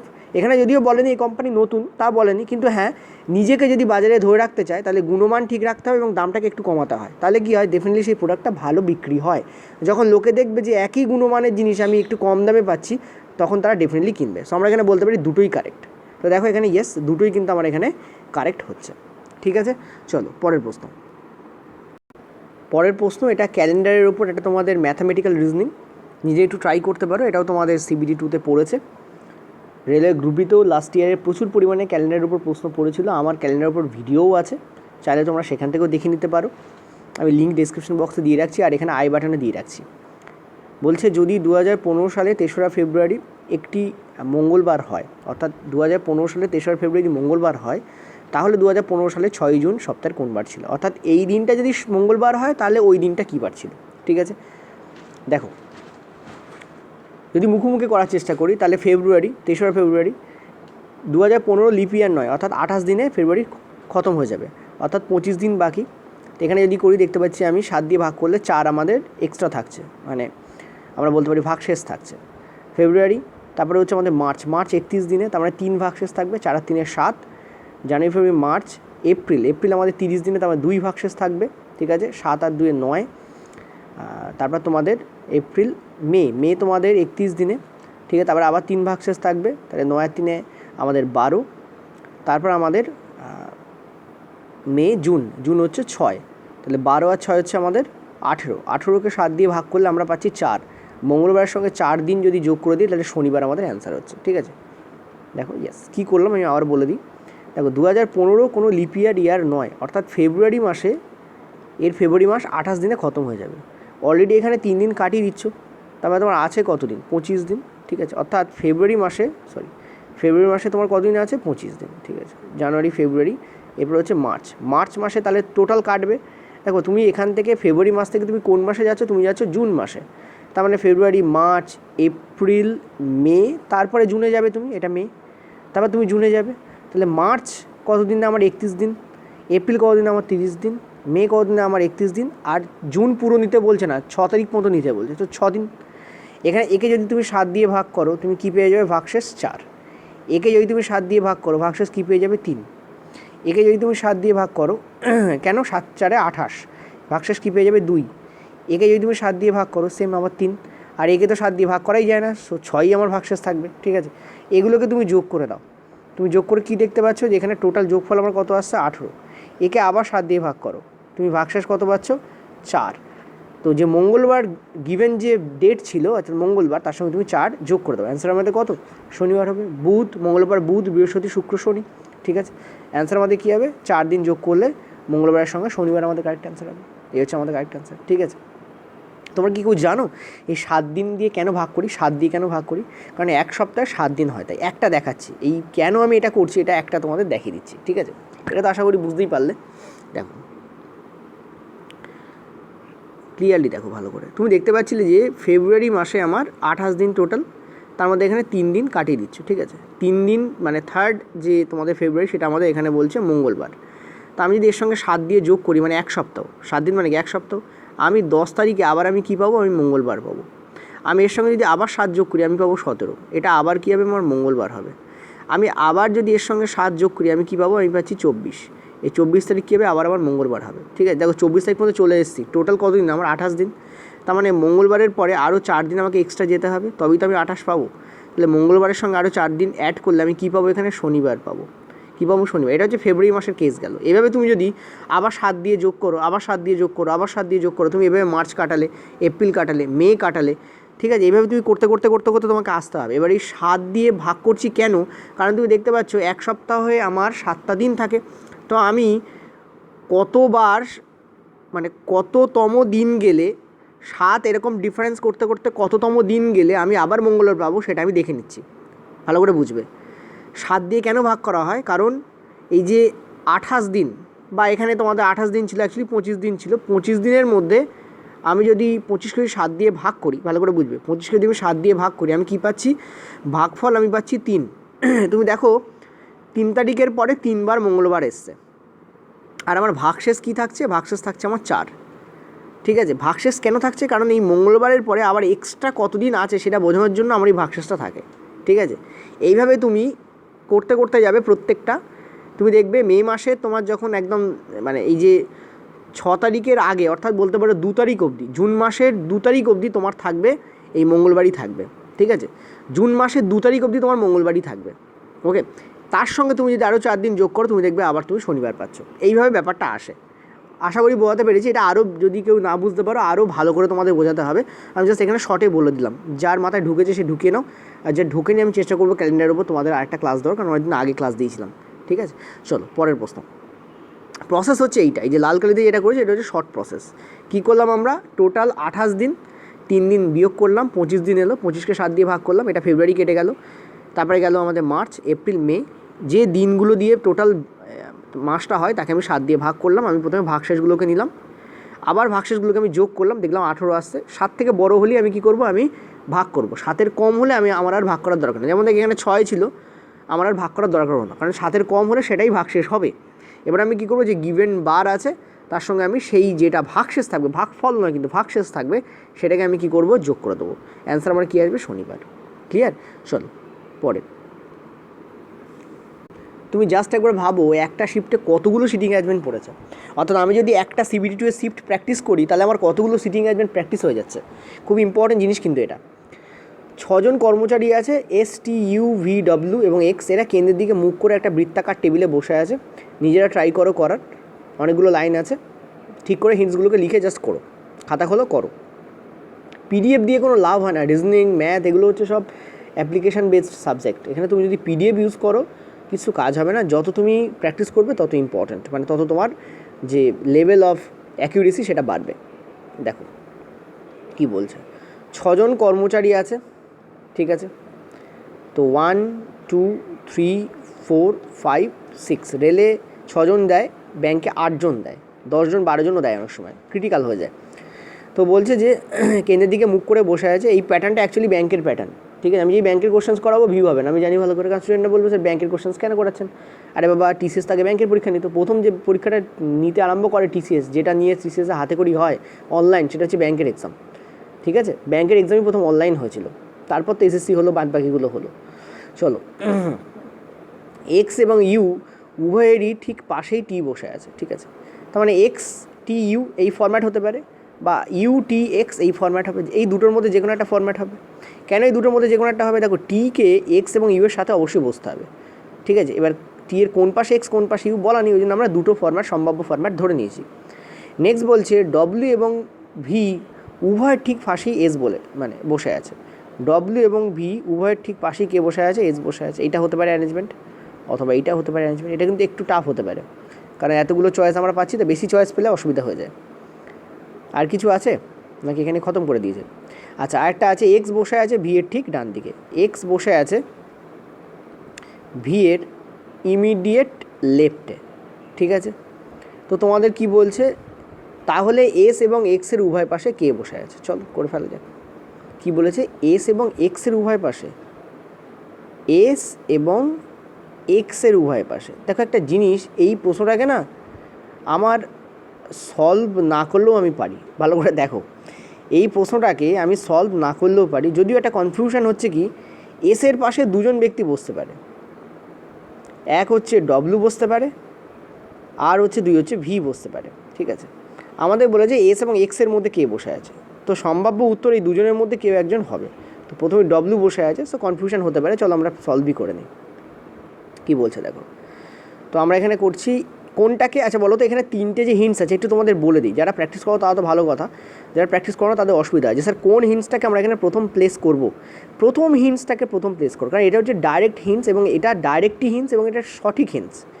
এই নিচের দুটো হিন্টসে দেখো আমার কিছু ডাউট আছে, কার পাশে কে বসবে। টি মাঝখানে বসবে ঠিক কথা, কিন্তু টি এর কোন পাশে কে বসবে আমি জানি না, এক্ষেত্রেও তাই। কিন্তু প্রথম হিন্টসটা আমার একদম অ্যাকিউরেট হিন্টস, তো প্রথমটাকে ফার্স্ট প্লেস করো। বলেছে X বসে আছে V এর ইমিডিয়েট লেফটে। তো সবাই যেহেতু কেন্দ্রের দিকে মুখ করে বসে আছে, তাহলে ইমিডিয়েট লেফট কোনটা হবে? X এইখানে বসবে, ইমিডিয়েট লেফট এইটা হবে। V এর ইমিডিয়েট লেফট কোন দিকে? এইদিকে, X বসলো। ক্লিয়ার হয়েছে? এইবার দেখো, আমি যদি X এখানে বসাই, তাহলে এই জায়গায় আমি T বসাতে পারবো না, তাহলে অ্যারেঞ্জমেন্ট আবার উপর দিকে হবে। তাহলে XTU, this is the correct arrangement. অর্থাৎ এইটা আমাদের কারেক্ট, এটা আমাদের রং ছিল। এবার কি বলছে? এবার বলছে তোমাদের WS Vকে বসাতে হবে। দেখো V এখানে বসে গেছে, তাহলে S এইখানে বসবে, আর W ডেফিনেটলি এখানে বসবে। অর্থাৎ আমাদের কারেক্ট অ্যারেঞ্জমেন্ট কোনটা? এইটা আমাদের কারেক্ট অ্যারেঞ্জমেন্ট, এইটা আমাদের ভুল হয়ে গেল, ঠিক আছে। তো এখান থেকে তুমি দেখতে পাচ্ছ প্রশ্ন তোমাদের করেছে S এবং X এর উভয় পাশে কে বসে আছে? এস এবং এক্স রোয়ের পাশে কে বসে আছে? ভি বসে আছে। So that is Y V will be the correct answer. ঠিক আছে, কিন্তু দেখো যদি অপশানে ডব্লিউ না থাকতো তাহলে আমরা এত কিছু কাণ্ড করতামই না, এত মহাভারত আমরা করতামই না, ডাইরেক্ট আমরা ভিকে ক্লিক করতাম। কেন? কারণ দেখো এসের পাশে ভি বা ডব্লিউর মধ্যে কেউ একজন বসবে, যেহেতু ডব্লিউ এখানে কোশ্চেন্সে নেই, মানে অপশানে নেই, তো ভি হবে। তো কারেক্ট অ্যান্সার ভি। অনেক সময় রেলাম করে কিন্তু প্রথমে সলভ করি না, তারপর তোমরা অপশানে গিয়ে দেখতে পেলে না সলভ করার দরকারই ছিল না। সুতরাং অপশানের দিকে তাকিয়ে কাজ করবে। ঠিক আছে, চলো পরের প্রশ্ন। পরের প্রশ্ন, এই প্রশ্নটা বাংলায় মিস্টেক আছে, সেই জন্য এই প্রশ্নটা বাংলায় কনফিউজিং। ঠিক আছে, তুমি যদি বেঙ্গলিতে করতে যাও তাহলে তুমি সলভ করতে পারবে না, কিন্তু তুমি যদি ইংলিশ কোশ্চেন্স দেখো, ইংলিশে একটা লাইন ঠিক লেখা আছে, সেই জন্য ওখানে সলভ করা যাচ্ছে। ঠিক আছে, এই জন্য আমি বললাম এই প্রশ্নটা বাংলায় তোমাদের কনফিউজিং আছে। এবার বাংলায় কনফিউশন থাকলে তোমরা কিন্তু সেটাকে নিয়ে কোনো কিছু করতে পারবে না, কারণ ইংলিশে ভুল মানে ভুল ধরা হয়। ঠিক আছে, কি বলা আছে? 5 জন ব্যক্তি আছে সিডি XYZ, এরা একই পরীক্ষায় ভিন্ন ফল করেছে, প্রত্যেকের পূর্ণ সংখ্যায় ফল আছে, মানে কারোর নাম্বার 39.8 এরম হতে পারে না, হোল নাম্বারে হতে হবে, পয়েন্টের কোনো চান্স নেই এখানে। ডি দ্বিতীয় সর্বনিম্ন মার্কস পেয়েছে, তো 1 2 3 4 5 এই পজিশানে ডি আছে, কারণ ডি যে শেষ মার্কস পেয়েছে তার আগের জন্য হবে, দ্বিতীয় সর্বনিম্ন নয়। এবং ডি কত পেয়েছে? ডি পেয়েছে 40।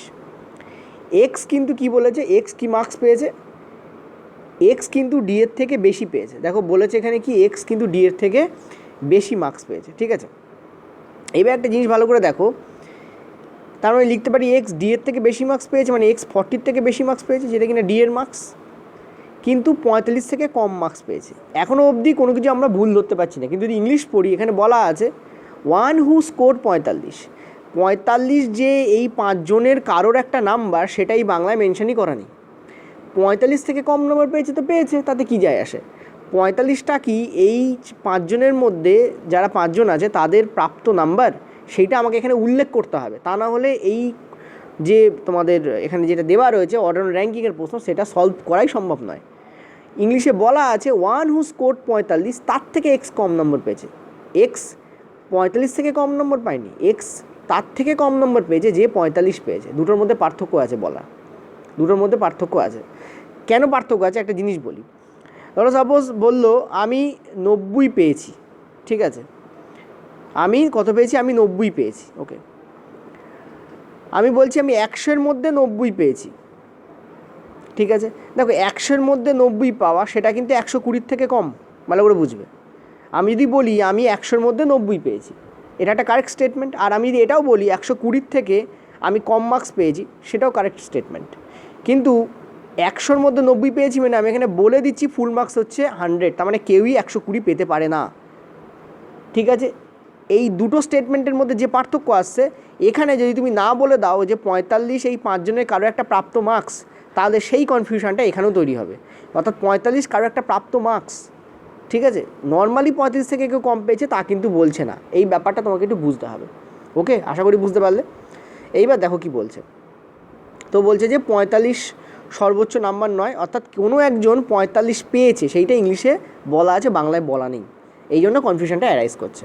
ওকে, তুমি যদি এই ধরনের কোশ্চেন্স বারবার প্র্যাকটিস করে থাকো তাহলে বুঝতে পারবে আমি কী প্রবলেমটার কথা বলছি। ঠিক আছে, তুমি যদি প্র্যাকটিস না করে থাকো তোমার মনে হবে এটা আর ওইটা same line, but same line নয়, মিনিং আলাদা হয়ে যায়। তো এখানে বলছে কেউ একজন 45 পেয়েছে, এবার বলছে 45 সর্বোচ্চ মার্কস নয়।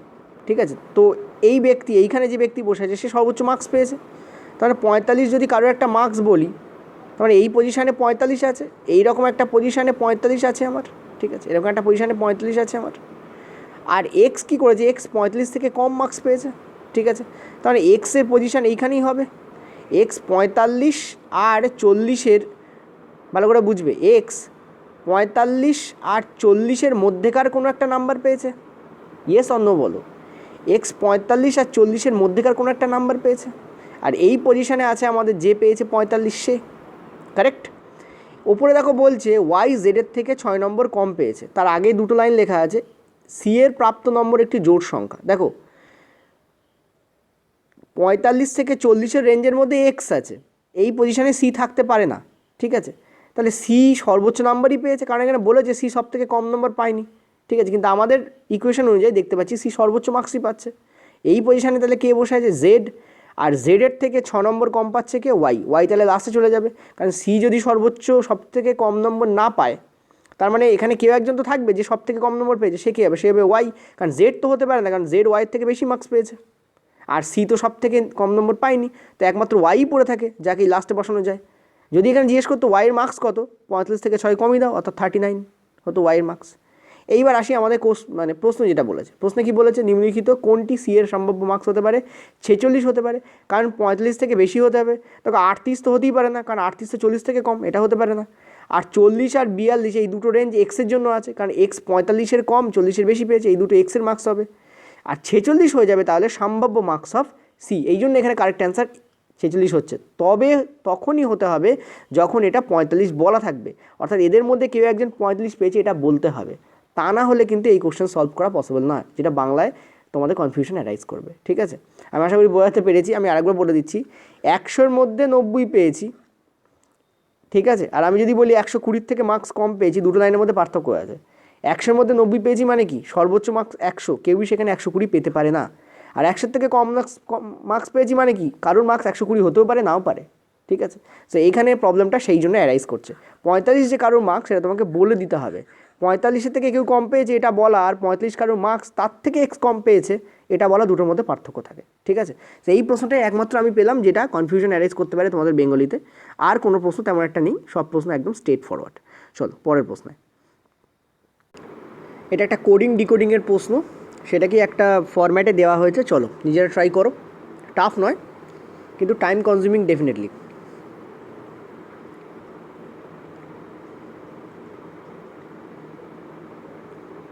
কোডিং ডিকোডিং কিন্তু তোমাদের আসবেই, সুতরাং এগুলোকে প্র্যাকটিস করে যাও। দেখো প্রথমে তোমাদের বলেছে OSU, আর সেটার সঙ্গে ম্যাচ করিয়েছে LQTK।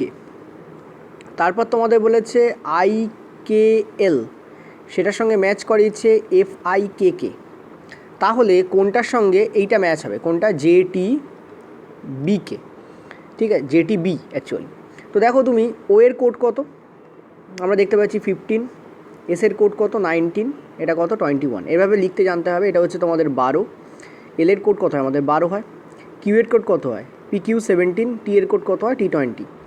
তুমি দেখো দেখতে পাচ্ছ এটা 15, এটা 12, কত হচ্ছে? এটা 15, এটা 12। তুমি ক্লিয়ারলি দেখো এখানে কী হয়েছে? -3 হয়েছে। এটা তোমাদের কী হয়েছে? -2 হয়েছে। আর এটা তোমাদের কী হয়েছে? -1 হয়েছে। তার মানে আমাদের কী এগোচ্ছে? -3, -2, -1। দেখা যাক এটাও। এটা তোমাদের 9, এটা তোমাদের 6। ইয়েস, 9 থেকে 6 -3 হয়েছে। ওকে, কারেক্ট। কে আমাদের 11, কারণ জে আমাদের 10, তাহলে কে 11 হবে। কে থেকে 9, আই হচ্ছে 9, দেখো -2 হয়েছে। 11 থেকে 9 হয়েছে, দেখো -2 হয়েছে। এল আমাদের 12, কে আমাদের 11, দেখো -1 হয়েছে। 12 থেকে 11 হয়েছে, -1 হয়েছে। তার মানে দেখো এই ফরম্যাটটাই আমাদের কাজে লাগছে। তো এখানে জের কোড কত? আমাদের 10, এটা 20, এটা 2। দেখো প্রথমটা আমাদের কী হবে? এখানে যেটা থাকবে তার থেকে -3 হয়ে এটায় আসবে। তার মানে এখানে আমাদের 13 ছিল, তাহলে এম আমাদের 13। ঠিক আছে, তো দেখো দুটো অপশান আমাদের এম আছে, তো এটা আমাদের এই দুটোর মধ্যে যে কোনো একটা কারেক্ট হবে। 4 বলছে কারেক্ট, দেখা যাক। টি, এটা কী হবে তোমাদের? -2 হবে। এখানে একটা কিছু ছিল, তার থেকে -2 হয়ে এটা এসছে। তার মানে এখানে যেটা ছিল সেটা হবে 22, এটার কোড 13 হবে, এটার কোড আমাদের 22 হবে, কারণ 13 থেকে 3 বিয়োগ করলে 10 হয়, 22 থেকে 2 বিয়োগ করলে 20 হয়, তাহলে এটা আমাদের ভি হবে। তো একটাই অপশানে আছে মার্কেট, এমভি দেখে আমি মার্ক করে দেবো। আর তারপরটা ডেফিনেটলি সি হবে, কারণ সি এর কোড হচ্ছে আমাদের 3, আর সেটা আমাদের -1 হয়, এখানে বিতে যাবে 2। ঠিক আছে, তো MBC is the correct answer. Okay, চলো পরের প্রশ্ন। ভালো লেভেলের কোডিং ডিকোডিং। দেখো মেডেনকে যদি এইটা লেখা যায়, সিলভারকে যদি ওইটা লেখা যায়, তাহলে ম্যাগনেটকে কী লেখা যাবে? চলো নিজেরা ট্রাই করো। কনফিউজিং প্রশ্ন, ট্রাই না করলে বুঝতে পারবে না কি টুইস্ট আছে ভেতরে। দেখে একই রকম লাগবে কিন্তু একটু এদিক ওদিক আছে।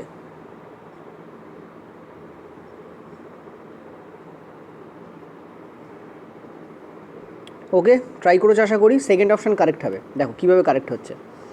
প্রথমেই অনেকে এই ফরম্যাটটা কাজে লাগাবে। প্রথমে অনেকে ভাববে হয়তো ব্যাপারটাকে জাস্ট এদিক ওদিক করা হয়েছে।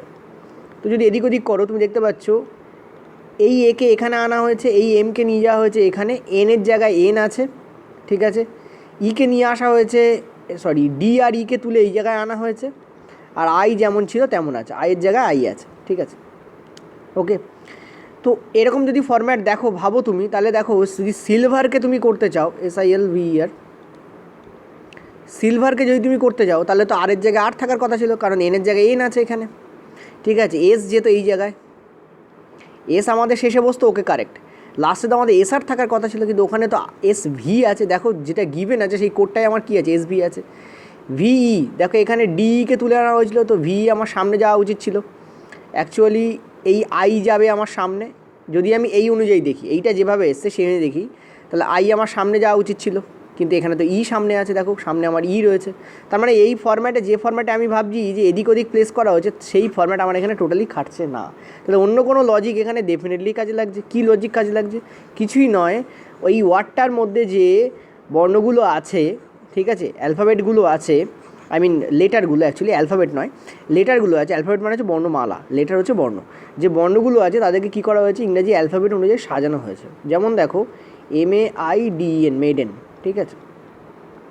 তো ইংরাজি বর্ণমালা অনুযায়ী আমাদের প্রথমে কী আসে, এ আসে, তারপর আমাদের কী আসে, ই আসে, তারপর আমাদের কী আসে, তারপর আমাদের আসে হচ্ছে তারপর আমাদের ডি আসে, তাই না, ডি আসে, তারপর আমাদের ই আসে। ABCDEFGH করে যদি আমরা গুনতে থাকি, তাহলে এরপরে ডি আসবে, এখানে যেগুলো অ্যাভেলেবেল আছে তার মধ্যে, তারপরে ই আসবে, তারপর কী আসবে আমাদের, আই আসবে, তারপর আমাদের এম আসবে, তারপর আমাদের এন আসবে। ইংরাজি বর্ণমালা অনুযায়ী সাজানো গেল। সিলভারকে যদি সিমিলার করো, VR, তাহলে প্রথমে আমাদের কী আসবে, ক্লিয়ারলি আমরা দেখতে পাচ্ছি ই আমাদের প্রথমে আসবে। ইংরাজি বর্ণমালায় যেগুলো অ্যাভেলেবেল আছে তার মধ্যে ই আমাদের প্রথমে আসে, তারপর আমাদের কী আসে, আই আসে, তারপর আমাদের কী আসে, এল আসে, তারপর আমাদের কী আসে, আর আসে, তারপর আমাদের এস, এবং শেষে আমাদের ভি আসে। তো সিমিলারলি তুমি যদি ম্যাগনেটকে এখানে সাজাও, MAGNET, ঠিক আছে, তো দেখো প্রথমে আমাদের কী আসবে, এ আসবে, তারপর আমাদের কী আসবে, ই আসবে, তারপর আমাদের কী আসবে, জি আসবে, AEG। তারপর দেখো তুমি যদি বলতে থাকো তুমি ইজিলি বুঝতে পারবে। তারপর আমাদের এম আসবে, তারপর আমাদের এন আসবে, তারপর আমাদের টি আসবে, টি এর কোড হচ্ছে 20। এইটা আমাদের অ্যান্সার হবে। ইংরাজি অ্যালফাবেট অনুযায়ী জাস্ট কী করা হয়েছে, সাজানো হয়েছে। ওকে, চলো পরের প্রশ্ন। বিয়ের মা আরের একটি মাত্র কন্যা সন্তান রয়েছে, ঠিক আছে, তার মানে বিয়ের মা হচ্ছে আর তার একটি মাত্র কন্যা সন্তান রয়েছে। এ হলো আরের একমাত্র পুত্র, এ হচ্ছে আরের একমাত্র পুত্র, তার মানে বি হচ্ছে সেই কন্যা সন্তান, কারেক্ট। তাহলে বিয়ের সম্পর্কে এ কে হয়, বি সম্পর্কে এর কে হয়, বি সম্পর্কে এর মেয়ে হবে, ঠিক আছে।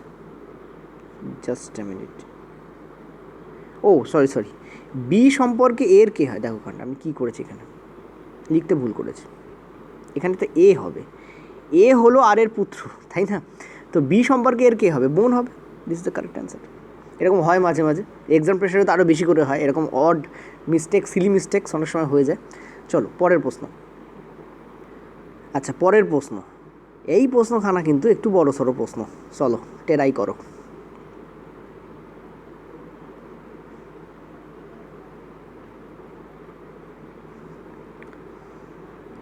কতক্ষণ টাইম দেবো বলো? না এটা করতে টাইম লাগবে, ঠিক আছে, আমি শর্টে বুঝিয়ে দিচ্ছি, অনেকক্ষণ টাইম লাগতে পারে। তবে দেখো হ্যাঁ, 1 মিনিটের বেশি টাইম কখনোই লাগবে না। মানে মাথাকে তুমি এটা বলবে না ভাই আমার কিন্তু 1 মিনিট লেগে যাবে, মাথাকে বলবে 20 সেকেন্ডে হয়ে যাবে, 20 সেকেন্ডে হয়ে যাবে, দেখবে ঠিক প্রেশার দাও হয়ে যাবে। কি বলেছে দেখো, অ্যান্সার বলে দিচ্ছি। 8জন ব্যক্তি আছে, প্রত্যেকেই উত্তর দিকে মুখ করে একটি সরলরেখায় দাঁড়িয়ে আছে। 1 2 3 4 5 6 7 8, ঠিক বললাম তো, 1 2 3 4 5 6 7 8, ঠিক আছে। তো বলছে এফ বসেছে রেখাটির কোনো একদিকে শেষ প্রান্ত থেকে দ্বিতীয় স্থানে, তার মানে এফ আইদার এখানে বসবে, অথবা এফ কোথায় বসতে পারে, এই পয়েন্টে বসতে পারে, এই দুটোর মধ্যে যে কোনো একটা জায়গায় বসবে। একদিকের যে কোনো একটা দিকে শেষ প্রান্ত থেকে দ্বিতীয় অবস্থানে বসেছে, ফার্স্ট লাইন তাই বলা আছে। এফ এবং জি এর মাঝখানে 3 জন আছে, তো আমি যদি করি তাহলে দেখো 1 2 3, তো এই পজিশানে আমাদের জি বসবে। আর এদিকে যদি করি 1 2 3, এই পজিশানে আমাদের জি বসবে। নেক্সট বলছে এন বসেছে ডি এর ডান দিক থেকে দ্বিতীয় স্থান, দেখো সবাই উত্তর দিকে মুখ করে আছে, তো জি এর যে রাইট পড়বে সেটা আমার এদিকে পড়বে। এবার বলছে ডি এর ডান দিক থেকে দ্বিতীয় স্থানে 1 2 কে বসে আছে, এন বসে আছে, এদিকেও জি এর ডান দিক থেকে দ্বিতীয় স্থান মানে এন এখানে বসবে। এনের ডান দিকে ঠিক যতজন বসেছে ও এর বাম দিকেও ঠিক ততজন বসেছে। দেখো আমি যদি এই সেকেন্ডটা দেখি, মানে নিচেরটা দেখি, নিচের অ্যারেঞ্জমেন্টটাকে দেখি, তাহলে আমি দেখতে পাচ্ছি এনের ডান দিকে কেউ নেই, ঠিক আছে, এনের ডান দিকে আর কেউ নেই, তাহলে ওয়েরও বাম দিকে আর কেউ থাকবে না, নিচের অ্যারেঞ্জমেন্ট অনুযায়ী। আর যদি ওপরের অ্যারেঞ্জমেন্ট অনুযায়ী দেখি আমরা দেখতে পাচ্ছি এনের ডান দিক এদিকে 1 2 3 তিনজন আছে, তাহলে ও এরও আমাদের বাম দিকে তিনজন থাকতে হবে, দ্যাট মিনস ও আমাদের এই পজিশানে বসবে।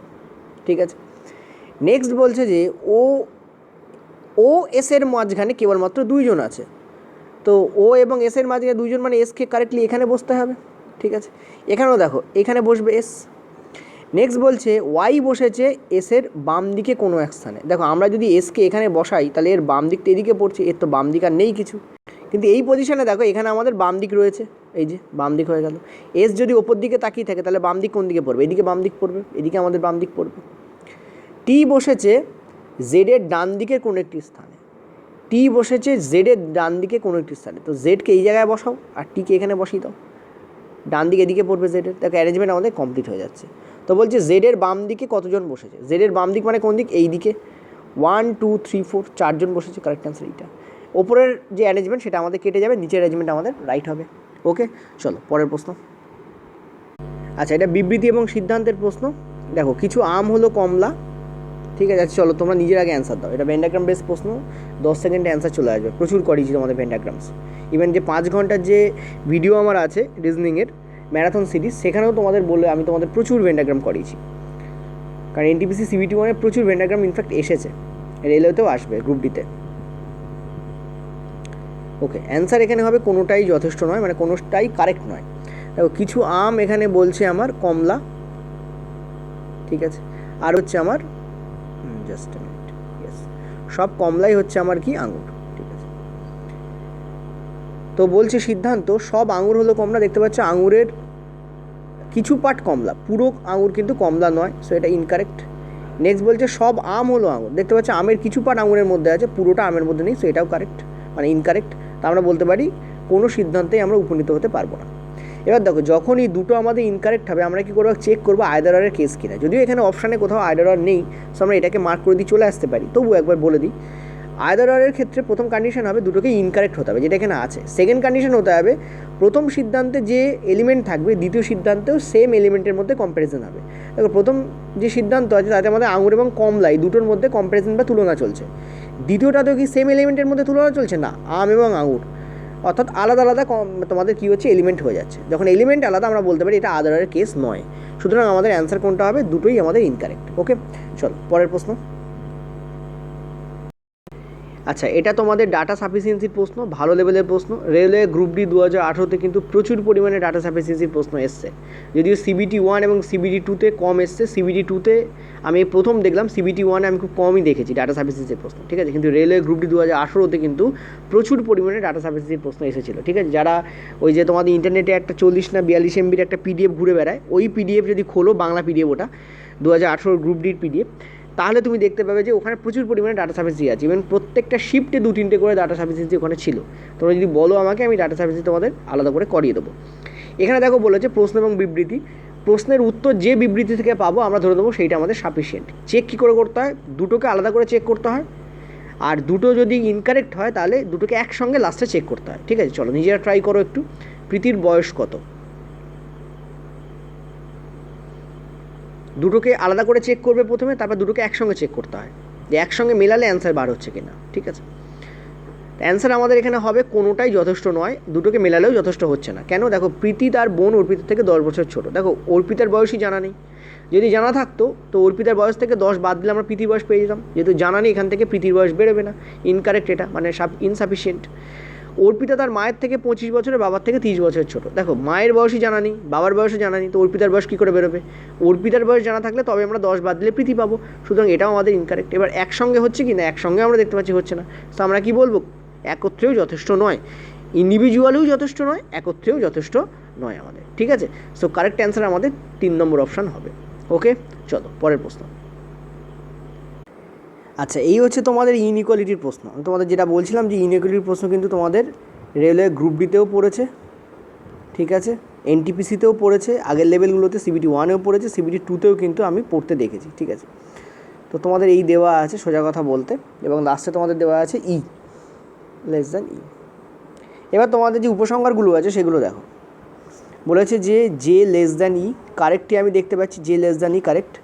আর তারপর তোমাদের বলছে কিউ গ্রেটার দ্যান এম, তো কিউ গ্রেটার দ্যান এম আমি দেখতে পাচ্ছি কিউ গ্রেটার দ্যান এন, এটাও আমাদের কারেক্ট। আচ্ছা কেন কারেক্ট হচ্ছে এটা একটু বুঝে নাও, ঠিক আছে, সুবিধা হবে তোমাদের। দেখো কিউ থেকে যদি তুমি এম পর্যন্ত যাও তুমি দেখতে পাচ্ছ সাইন তোমাদের কী কী রয়েছে, এইটা এইটা এইটা এবং হচ্ছে ইকুয়াল টু। এবার এই সাইন আর এই সাইন তো ইকুয়াল, সুতরাং এই দুটোকে একই ধরো। তুমি দেখতে পাচ্ছ এই দুটো বাদ দিয়ে এইটা আর এইটা সাইন রয়েছে। মনে রাখবে যখনই তোমরা দেখবে এরকম যদি তোমাদের সাইন থাকে, সাপোজ ধরো জাস্ট মিনিট, হ্যাঁ সাপোজ ধরো তোমাদের দুটো বিপরীতমুখী সাইন রয়েছে, এরকম থাকতে পারে, এরকম থাকতে পারে, বা এরকম এরকম থাকতে পারে। যদি বিপরীতমুখী সাইন কখনও তুমি পাও, তুমি বুঝবে এই তিনটে ক্ষেত্রেই নো রিলেশন পসিবল, অর্থাৎ কোনো রিলেশন সম্ভব নয়। এই তিনটেকে আমরা কি বলি, নো রিলেশন ফরম্যাট বলি, অর্থাৎ এই তিনটের ক্ষেত্রে কোনো রিলেশন আমাদের পসিবল নয়, ঠিক আছে।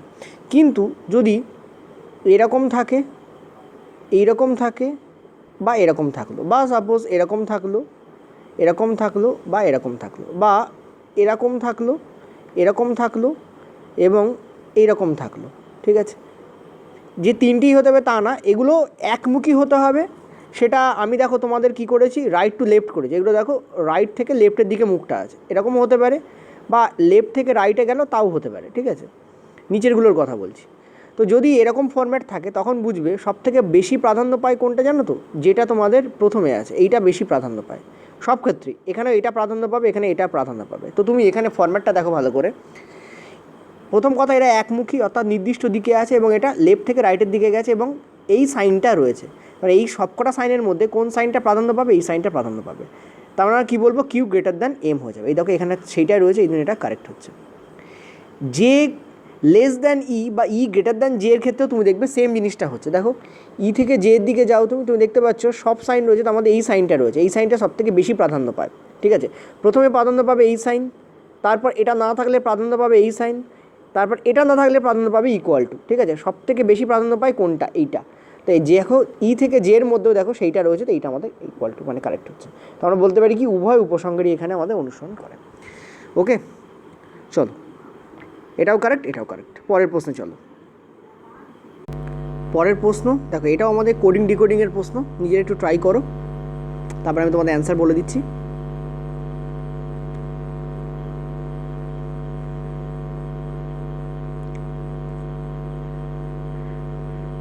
ওকে দেখো বলছে এগুলোর মধ্যে কোনটা এর অন্তর্ভুক্ত নয়, অর্থাৎ কোনটা অড সেটাকে বার করতে বলেছে। দেখো NG3, তারপরে তোমাদের কি বলেছে PJ6, তারপর তোমাদের কি বলেছে RM9, আর তারপর তোমাদের আছে TQ12, ঠিক আছে। তো এই কটাই আমি আগে দেখে নিই।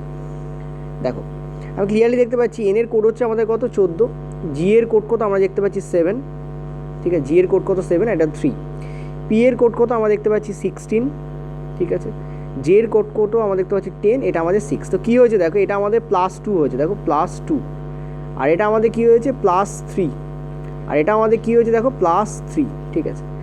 পরেরটা চলো, এটা দেখতে পাচ্ছ 18, এম এর কোড কত আমরা দেখতে পাচ্ছি 13, আর এটা দেখতে পাচ্ছ +3 হয়েছে, এখানে তুমি দেখতে পাচ্ছ +3 হয়েছে, আর এটা তুমি দেখতে পাচ্ছ +2 হয়েছে। তার মানে ফরম্যাটটা কী হচ্ছে +2, ঠিক আছে, +3 +3, এই ফরম্যাট চলছে।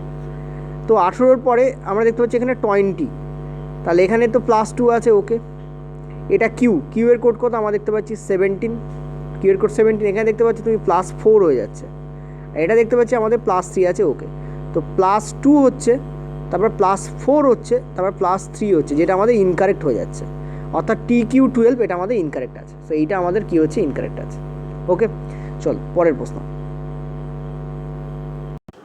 আচ্ছা পরের প্রশ্ন দেখো, এটা আজকে আমাদের লাস্ট প্রশ্ন। এখানে তোমাদের বার করতে বলেছে মাঝখানে একটা টার্ম মিসিং আছে, সেই মিসিং টার্মটা কী হবে সেটা তোমাদের বার করতে বলেছে। আমি বড় করে লিখে দিচ্ছি, যাদের অসুবিধা হচ্ছে আগে একটু ট্রাই করো নিজেরা, ওকে। চলো দেখো, প্রথমে তোমাদের যে টার্মটা বলেছে সেটা তোমাদের বলেছে D2E #F, তার পরের টার্মটা আমাদের বলেছে জি হ্যাশট্যাগ এগিয়ে এসছে H3, এটা কিন্তু 1 নয় I, ওটা ঠিক আছে, এই যে এখানে যেটা লেখা আছে এটা কিন্তু 1 নয় I। তারপরে যে টার্মটা বলেছে সেটা হচ্ছে J4K #L। একটা জিনিস খেয়াল করেছো, এখানে আছে DEF, তারপরে আছে দেখো GEH, তারপরে আছে দেখো JKL, তাহলে পরেরটা কী হবে? MNO হবে, ডেফিনেটলি MNO তো থাকবেই, ঠিক আছে। আর প্রত্যেকটা শুরু হয়েছে একটা লেটার দিয়ে, শেষ হয়েছে একটা লেটার দিয়ে, তার মানে এটাও শুরু হবে একটা লেটার দিয়ে, শেষ হবে একটা লেটার দিয়ে। তুমি দেখো কোনটায় আছে MNO, এইটাই আছে MNO। এবার দেখো তুমি বললে এটাতেও তো স্যার MNO আছে, কিন্তু MON আছে, যেটা আমাদের ইনকারেক্ট অর্ডার, এইটা আমাদের কারেক্ট অর্ডার। কেন দেখো DEF, তারপর কি GHI, তারপর কি JKL, তারপর কি MNO, তাহলে এইটাই আমাদের কারেক্ট অর্ডার হবে। তো this is the correct order here, ঠিক আছে। এবার হ্যাশট্যাগটা কী হচ্ছে দেখো, এই অর্ডারে হ্যাশট্যাগটা আসছে দেখো, তাহলে এখানে কী হবে, হ্যাশট্যাগটা এই পজিশনে গিয়ে বসবে, এই পজিশনে, এখানে গিয়ে হ্যাশট্যাগ বসবে। আর দেখো এইটা কী হচ্ছে দেখো, ক্রিস ক্রস অর্ডারে আসছে দেখো, তাহলে এইটা এখানে গিয়ে বসবে, অর্থাৎ 5 এখানে আসবে। প্লাস করে হচ্ছে না 2 এবং 3, তাহলে +1, 3 থেকে 4 +1, 4 থেকে 5 +1, তাহলে কী হবে এটা M#N5O, অর্থাৎ এইটা আমাদের কারেক্ট অর্ডার হচ্ছে। পুরোটাই তোমাদের বলে দিলাম, ঠিক আছে। তো এই হচ্ছে আমাদের টোটাল আজকে যা ছিল সব আমি তোমাদের করিয়ে দিলাম। মনে হয় না কোনো কিছু বাদ গেছে, যেগুলো টাফ সেগুলো তোমাদের প্রথমে করিয়েছি, আর শেষে তোমাদের ইজিগুলো করিয়ে দিলাম। ওকে, থ্যাংক ইউ, প্র্যাকটিস করতে থাকো। এই ধরনের প্রশ্ন কিন্তু তোমরা রেলওয়ে গ্রুপ ডিতেও দেখতে পাবে। আর নেক্সট যে শিফটগুলো আছে সেগুলো আস্তে আস্তে তোমাদের করিয়ে দেবো। Thank you.